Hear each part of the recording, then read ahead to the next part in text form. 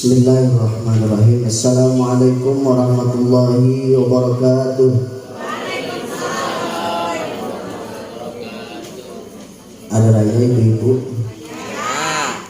Pemudina raya?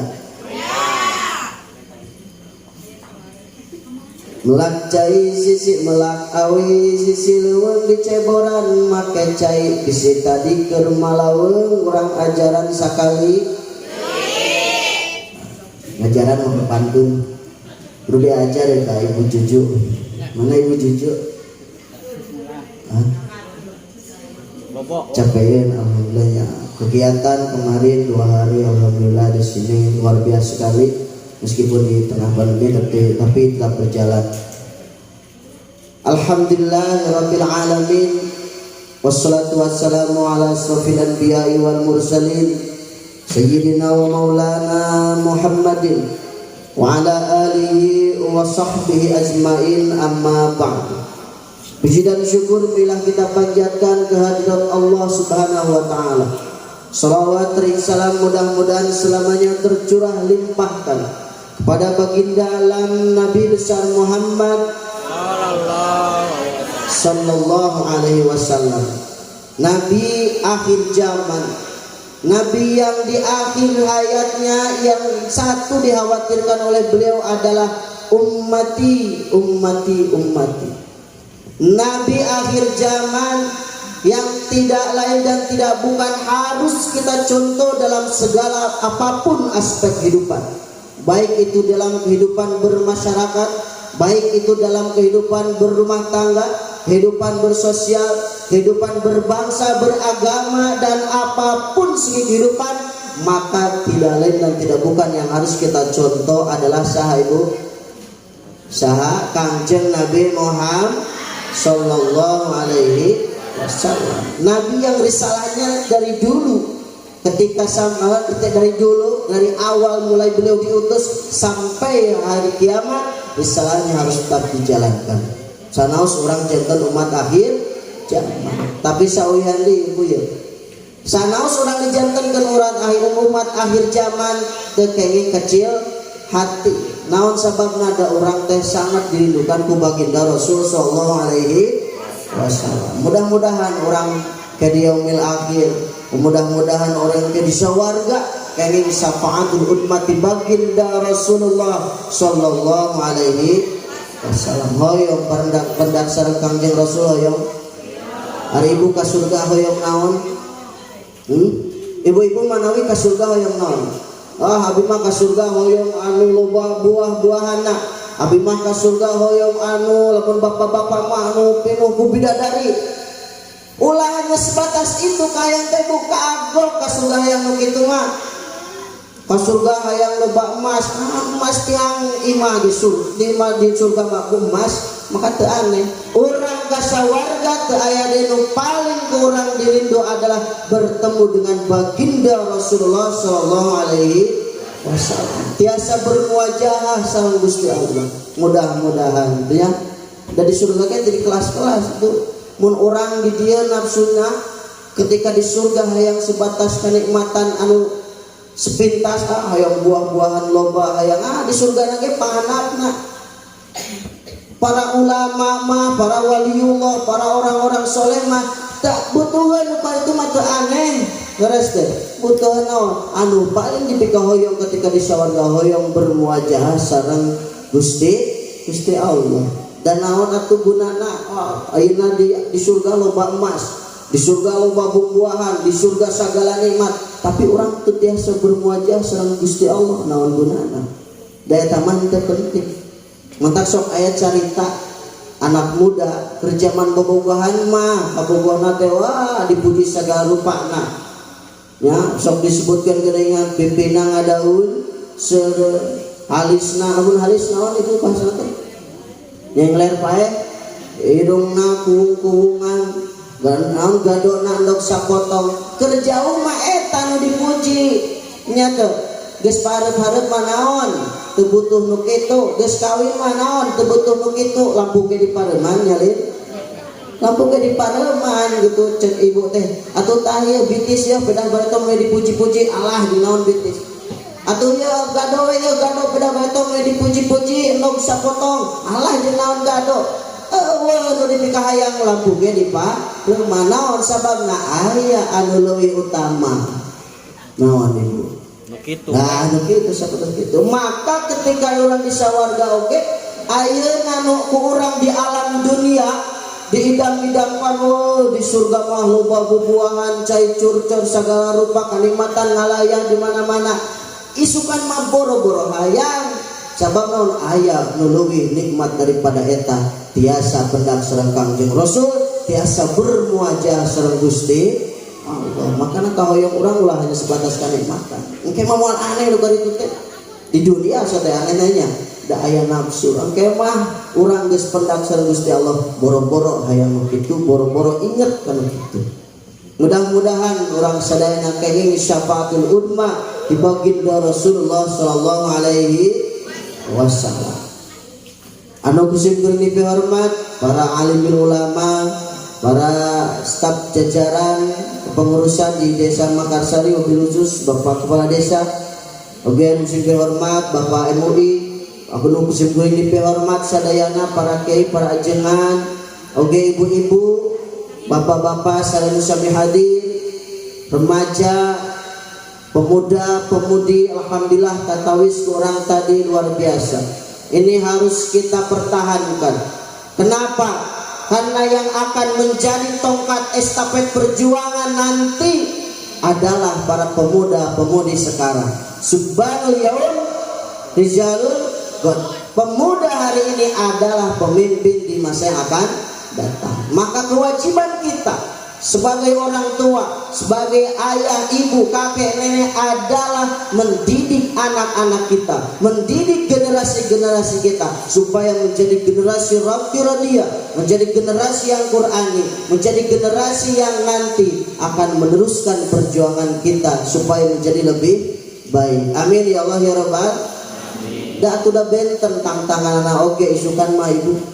Lamun orang mah ayeuna tantangan, lamun zaman baheula zaman aki nini urang beda, tantanganan tidak seberat apa yang kita rasakan, dan tantangan yang kita rasakan tidak akan lebih mudah daripada yang generasi akan kita laksanakan nanti. Makanya kewajiban kita harus mendidik generasi kita. Kenapa? Tantangannya lebih berat. Leres pisan, tantangan lebih berat, maka ini harus kita siapkan generasi-generasi kita. Tadi dikenalkan jeung budaya-budaya ya di acara ini, karena saya lihat dari temanya adalah membangkitkan budaya, ciptakan karya dari potensi anak didik kita untuk Mekarsari terus berkarya.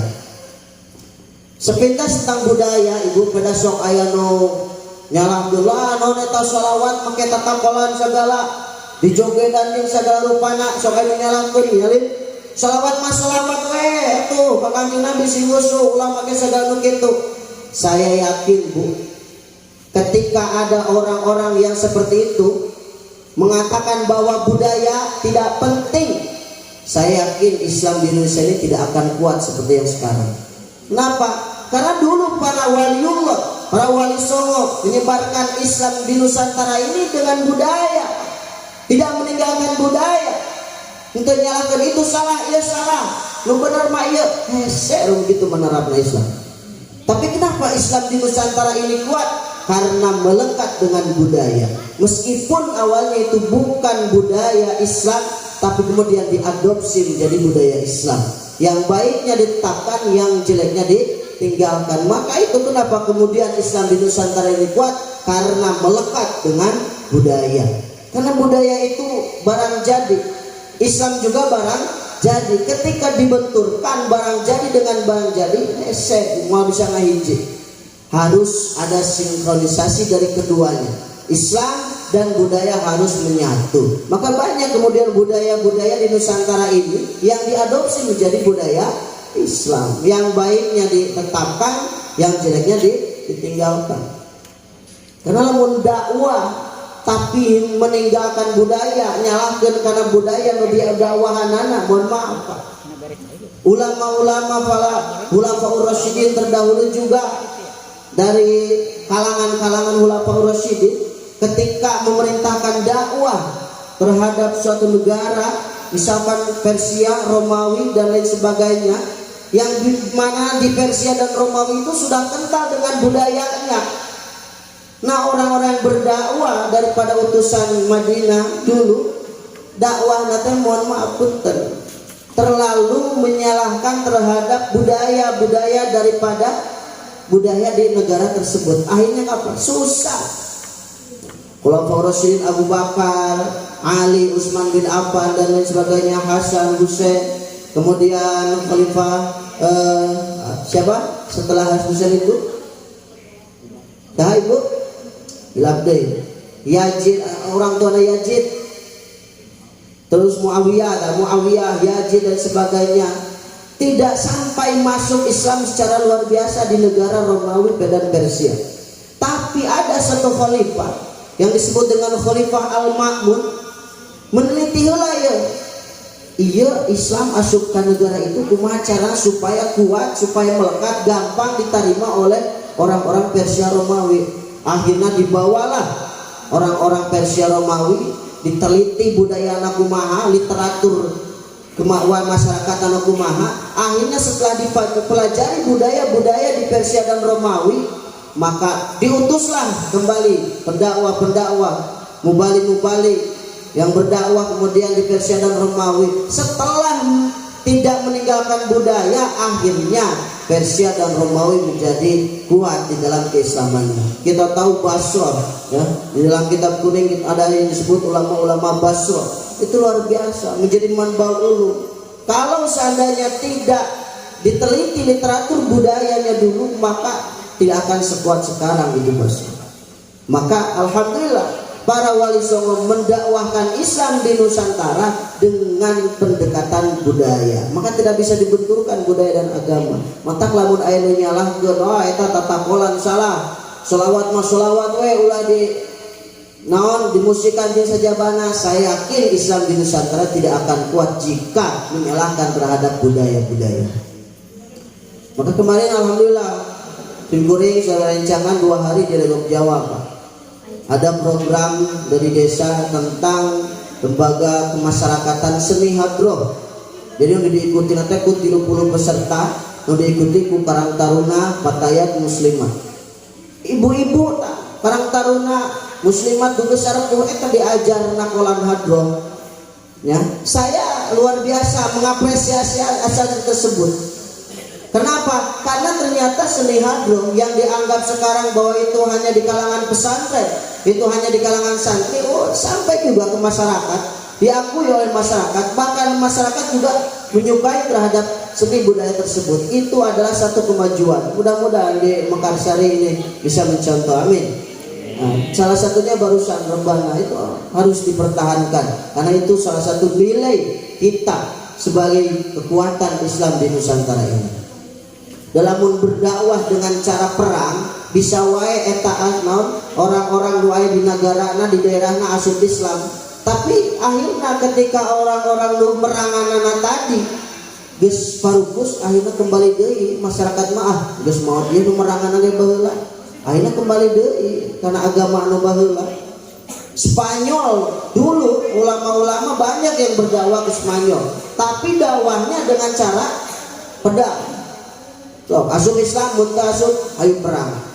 Akhirnya terjadi peperangan, Islam menang, Spanyol bangkit Islamnya. Tapi setelah orang yang memeranginya meninggal dunia, maka orang-orang Spanyol kembali lagi ke agamanya dulu. Itu dakwah dengan cara kekerasan tidak akan kuat, Pak.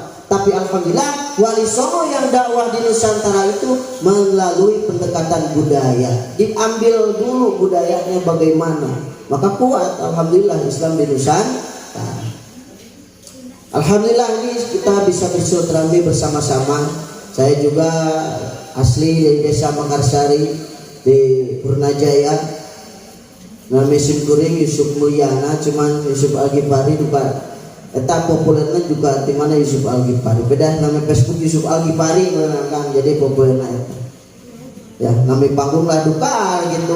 Duka bukan nama gitu ya nama. Nama Kuring Yusuf Mulyana beda channel. Kita ini berada di bulan yang begitu luar biasa, yaitu bulan Muharram, Asyurul Hurum, di antara bulan Muharram. Tentang kemenangan Islam dimulai dari awalnya Rasulullah SAW berhijrah. Bisa dibatkan eta Rasul hijrah di kota Makkah pedasieun ke orang kafir Quraisy. Tidak. Tapi Rasul hijrah, satu karena ada perintah daripada Allah Subhanahu wa taala, dua karena di Madinah memang sudah banyak orang-orang Islam. Walladzi tabawwa'ud dara wal imana min qablihim yuhibbuna man hajara ilaihim. Orang-orang yang berada di kota Madinah itu sudah memeluk terhadap agama Islam dan mereka mencintai orang-orang yang berhijrah. Maka ketika Nabi Muhammad SAW sudah berada di kota Madinah, beliau menghimpun kekuatan lewat kota Madinah, membangun kekuatan-kekuatan militer, akhirnya bisa merebut kembali Makkah yang disebut dengan istilah Futuh Makkah. Dalam di Makkah kene mau bisa soalnya naon hese luar biasa, godaannya lebih banyak, cobaannya lebih banyak, rintangannya lebih berat. Dalam Rasul di Makkah kemudian membangun di kekuatan terhadap pemerintahan ayah di Madinah bakal disebut pemberontak. Sedangkan namanya berontak itu adalah salah. Tapi ketika Rasul di Madinah membangun di sebuah kenegaraan, membangun sebuah kepemerintahan, bisa, itu mah bisa ngalawan karena sudah beda negara. Lamun ayeuna sanagara yang di kekuatan saja itu namanya pemberontak, hukumnya kan Allah jeung goreng bisa. Maka Rasul di Madinah itu adalah strategi perang. Hakikatnya adalah kemenangan. Sepintas orang siga ningali Rasul di Makkah kabur kayu asir lain, salah besar, itu salah besar. Tapi itu adalah salah satu strategi Allah yang kemudian dibuktikan oleh kemenangan diambil alihnya kembali kota Makkah. Lalu patia dengan orang Quraisy ketika Rasul kembali ke kota Makkah dengan pasukan yang begitu besar, sarieun orang Quraisy teh, bahkan pasukan-pasukan Nabi Muhammad oke aya terprovokasi dengan ambisi karena dulu mereka merasa terusir. Hari ini adalah hari pembalasan. Rasul terpakai lain pembalasan, tapi al-yaum yaumul marhamah. Hari ini adalah hari kasih sayang. Lain berarti rek ngabalas kembali ke kota Makkah, tapi naon untuk merangkulkan kembali, untuk menyatukan kembali da urang teh baheula mah duduluran sarua mun arek hirup akur di dia babarengan. Rasul kembali ke kota Makkah untuk menyatukan kembali, ya. Double lagi Rasul teh orang Makkah sangat mencintai terhadap orang-orang Makkah. Adapun Rasul berangkat ke kota Madinah, yang utama itu adalah strategi Allah untuk menunjukkan kemenangan baginda Rasul Shallallahu Alaihi Wasallam. Satu, kita berada di bulan Muharram adalah bulan kemenangan bagi Islam.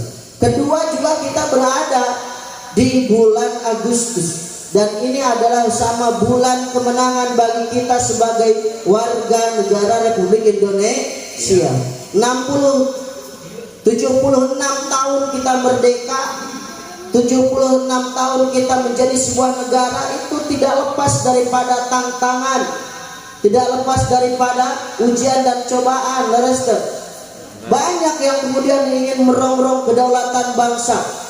Ketika tahun 45 baru saja 2 bulan Indonesia diproklamirkan sebagai negara yang merdeka, kakarage 2 bulan tentara Inggris terus datang deh, ya, dengan sekutunya, dengan pasukan senjatanya yang luar biasa, dengan pesawatnya, dengan tank bajanya turun di Surabaya.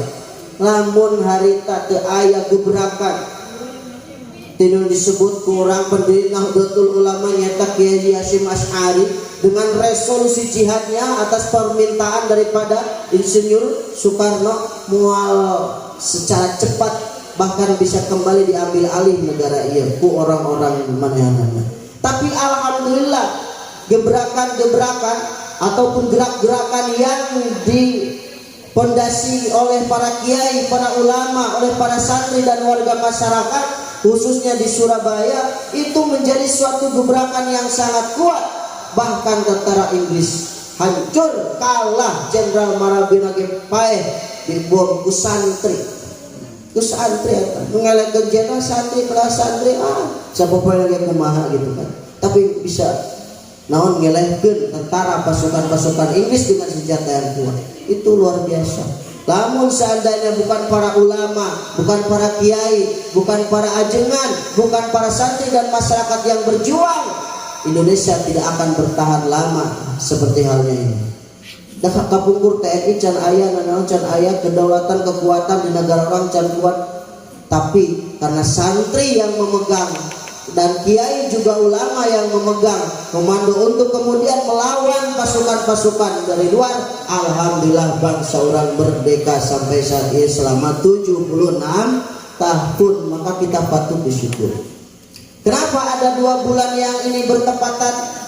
Saya yakin bulan kedua ini tidak hanya sebatas bulan biasa. Apalagi sekarang kita ini mendapati kedua bulan ini bersamaan. Satu yang menjadi sumbangsinya adalah apa? Sambungannya adalah apa? Bahwa agama dan negara harus tetap bersatu. Saya ulangi, agama dan negara harus tetap bersatu. Mual bisa diwilah-wilah. Oh, mana mah agama kan itu, ieu mah negara, urusan negara. Tidak bisa, Pak.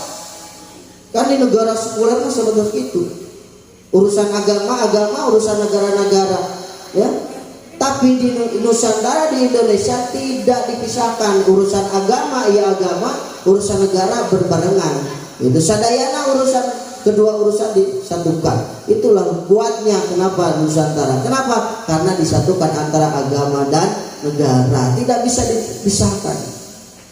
Diibaratkan ini kan para ulama bahwa keduanya disebutkan sebagai tau aman, sebagai 2 saudara kembar yang tidak bisa diadukan. Maka kewajiban kita adalah tetap menyatukan keduanya, jangan dipisah-pisah. Betul? Siap? Siap. Maka itu tadi kuncinya bapaknya eta generasi-generasi orang anu kudu dididik menjadi generasi-generasi yang kuat, menjadi generasi-generasi yang hebat, supaya bisa menjawab tantangan zaman yang akan datang. Karena tidak bisa dipungkiri bahwa tantangan yang nanti akan lebih berat daripada sekarang. Kita doakanlah para generasi kita supaya menjadi generasi yang hebat. Amin. Ya Allah ya Rabbal alamin. Lalu kemudian selanjutnya, ciptakan karya dari potensi anak didik kita untuk menjadi mekarsari yang lebih berkarya. Itu yang harus kita laksanakan, ya. Kenapa? Karena ini menjadi kewajiban kita, Pak, mendidik anak bangsa kita ini, ya. Tantangan zaman sekali lagi saya ucapkan mual lebih suka, mual lebih gampang bicara tapi bakal lebih susah. Baik itu secara teknologi dan lain sebagainya harus bisa menjawab. Meskipun alhamdulillah baiknya di sisi pandemi, kalau menurut para ulama-ulama teknologi yang disebut pembelajaran secara daring bakal terjadi di tahun 2025 atau paling lambat 2030. Tapi karena memang tantangan zamannya harus seperti itu, maka ayeuna oge geus sekarang dapat mengarana daring, pembelajaran lewat Zoom meeting jeung sebagainya. Itu adalah tantangan, maka alhamdulillah kita bisa menjawabnya. Bisa orang pengawasan daring saja banyak. Karena memang masa pandemi ini masa yang sangat sulit lah dikatakan ke orang banyak, rek tukang dagang, rek usul saja banyak. Di masa ini disebutkan masa yang sangat sulit bagi kita. Tapi alhamdulillah orang bisa ngariung sapotoskeun kieu. Karena dari orang dengan sebagai manusia, sebagai makhluk sosial tetiasa ari di bumi wae mah mohonnya. Tapi orang lain berarti orang teh naon lawan dikatakan mah untuk mentaati terhadap aturan pemerintah sanes berarti gitu. Tapi da orang kumakeun deui gitu kan, orang kudu bersosial jeung sajabana. Makanya kegiatan ieu lain berarti oh ieu teh ngalanggar aturan pemerintah, tidak. Hanya saja kita tidak mematuhi secara full terhadap aturan-aturan hukum pemerintah dianjurkan, lain berarti orang ngalawan ke pemerintah. Tapi naonnya orang sebisa mungkin ngajalankan, tapi ketika sudah tidak bisa kumakeun deui, ya. Dan itu tidak bisa dikatakan salah, karena sesuatu rumusnya kieu kan, ketika orang berbuat salah tapi orang ngerasa salah, eta perbuatan bisa jadi benar. Orang teh salah tapi orang tidak nya orang teh salah ya. Tah pengakuan orang terhadap kelakuan orang salah maka itu bisa dikatakan benar. Tapi sebaliknya orang aya dina bener tapi ngaku bener eta nu kadang salah. Wah mana masalah itu nu bener mah kuas kieu. Tah itu salah. Ari ngaku salah tapi orang kaya anak salah tapi orang ngaku salah. Oh itu salah ya. Orang kumpulan di masa pandemi itu emang salah tapi dah kumakeun deui maka tindakan mah bisa dikatakan bener. Da orang ngaku salah. Tapi lamun orang ngarasa bener tindakan orang memang benar tapi orang ngerasa benar batur salah itu salah. Wah da cenah naon eta mah corona mah hanya sebatas jijeunan. Wah jeung sabeuna eta sok anu nangtang sebatas kitu. Sanajan tindakanna bener tapi ngaku bener nganyalahkeun batur salah ngaranna. Mun dicek dina bahasa hikam dengan maksiatun aurasat dillan wastighfara maksiat tapi ngaku hina lewi hade min ta'atin aurasat izzan wastikbar daripada perbuatan taat tapi ngerasa sombong jeung takabur asa aing pang salatna asa pang rajin ibadah jeung sajabana leuwih goreng daripada tadi jalma maksiat apean urang mah jalma nu pinubu dosa jeung sajabana tak bisa jadi benar daripada orang banyak beribadah tapi sombong dina ibadahna eta salah. Maka sekali lagi kita menjalankan kegiatan seperti ini lain berarti orang teh ngalawan ke pemerintah di lain da lain teu hayang urang teh gitu menjalani aturan teh tapi da kumakeun deui nya ada orang mikir geus rindu tadi gini geus sono hayang babarengan geus sono hayang kumpulan kegiatan pangaosan ngariung di sajabana. Alhamdulillah orang bisa ngajari meskipun di masa sapertos kieu. Ini bukan berarti kita tidak menjalankan terhadap prokes ataupun tidak menjalankan terhadap aturan pemerintah. Hanya saja da orang geus ditahan-tahan di kabungkur teh. Tah orang geus sapertos kieu. Perbuatannya tidak bisa dikatakan ini adalah perbuatan yang salah. Kenapa? Karena orang ngerasa salah. Mun nantang lah wah ada orang mah kiai ieu moal beunang corona. Ah eta nu kadang salah nantangna. Itu geus masalah ngerasa bener deh, geus jauh seperti gitu. Nah, intinya seperti itu. Alhamdulillah santri-santri tadi paparayun sadayana itu menjadi generasi penguat bagi kita, penguat bagi agama Islam yang akan datang, menjadi generasi yang hebat, amin. Menjadi generasi yang unggul, amin.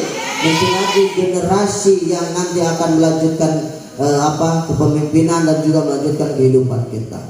Ngansip kuring ibu nungana santri memang harus bisa menjawab tantangan zaman. Ayeuna teh kerame Taliban teh cenah diambil dari kata tolaba nungarana santri. Aya orang-orang nu beranggapan ketika Taliban di Afghanistan mengambil alih kekuatan kemudian ungkapan teh santri oge cenah di mana di Afghanistan ngambil alih kekuatanana ngambil alih di kekuasaan maka hayu orang santri orang bergerak ngambil alih kekuatan naonan seperti Afghanistan sedang belajar mendirikan negara orang mah geus 70 genep tahun ngadirikan negara. Nah kalau orang nurutan tadi itu ya Taliban memang tidak kata tolaba berasalnya dari pelajar-pelajar penggerakan tapi lamun diakur ke santri beda pak jauh. Santri mah lainnya sebatas diajar unggul pak. Santri dengan murid dengan siswa dengan pelajar jauh maknana. Dari santri masing teu diajar oge anger we disebut teh santri. Bahkan untuk pernah papendak oge ketika papendak sang kiai mudah-mudahan abdi diangker janten santri kiai eta teh can diajar can ngaji can ngaliwat can naon geus hayang diaku santri. Berarti santri bukan hanya sebatas pelajar, santri bukan hanya sebatas murid. Makanya lamun diakurkeun Taliban di ditu jeung santri, saya sebagai santri merasa tersinggung. Lain santri mah khas Nusantara, bukan hanya sebatas pelajar, bukan hanya sebatas murid ya, tapi naon santri mah leuwih umum daripada eta makna naon ya nu can panggih oge urang mudah-mudahan di aku jantan santrina Bahasim Asy'ari urang can pendak Saud Bahasim Asy'ari tapi hoyong di aku jantan santrina berarti kata santri lebih daripada pelajar, lebih daripada mahasiswa, lebih daripada murid. Tentang Afghanistan bukan memang rame tentang ayeuna Afghanistan jeung anu naon ungkapan-ungkapan di Nusantara di Indonesia kadang mah terlalu itu wah Afghanistan ayeuna geus diambil alih ku Taliban maka hayu orang rebut kembali kekuasaan di Nusantara ieu. Salah satu kali lagi kieu Pak, Afghanistan sedang belajar mendirikan sebuah negara, sedangkan Indonesia sudah lama Indonesia negaranya itu 76 tahun, bahkan 2019 utusan-utusan dari Afghanistan 9 orang Pak sumping ke PBNU.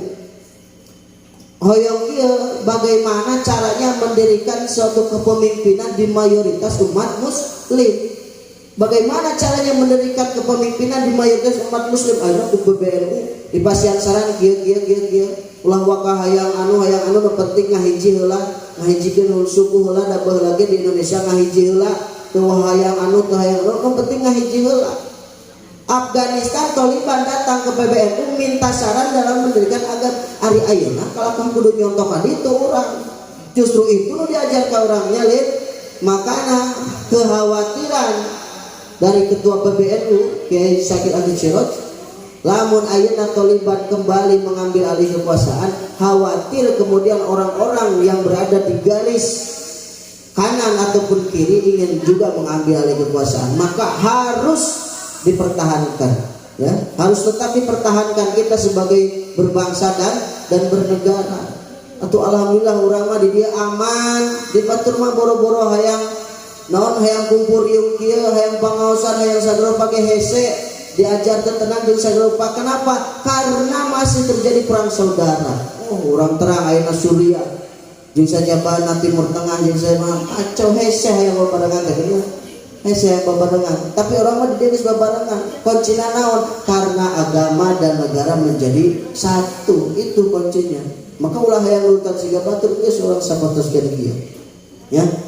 Maka kudu di naon bahasa teh kudu di apling lah. Bisa aya pergerakan sapertoskeun itu. Ya.